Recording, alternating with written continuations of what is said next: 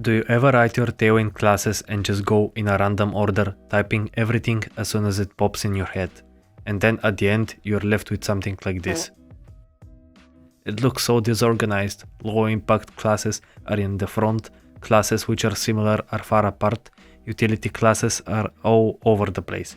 There is no clear hierarchy and it's just a mess. That's how most people write their Tailwind classes. But there is a solution. Tailwind Prettier Plugin.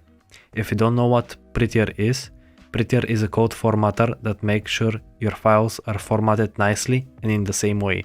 It's often paired with ESLint, which is a linter, a tool that analyzes your code for potential errors, bugs, and stylistic issues. Let's start by running npm install and installing Prettier and the Prettier plugin. In order for Prettier to work, we need to create a Prettier rc.js file. For now it can be empty, and this file also serves as an indication that the project is using Prettier. If you're using VS Code, make sure to also download the Prettier code formatter extension, and don't forget to enable format on save in your VS Code settings. Now, if we go back to our example, and if we save our file, it will get automatically sorted. The way the plugin handles sorting is in the following way. Classes are separated into base layer, component layer, and utility layer classes, with base layer classes being sorted to the front. Modifiers such as hover, dark, odd are grouped together, and any custom classes that you have will be sorted to the very front. Overall, this helps keep classes organized and makes it easier to read and understand your code.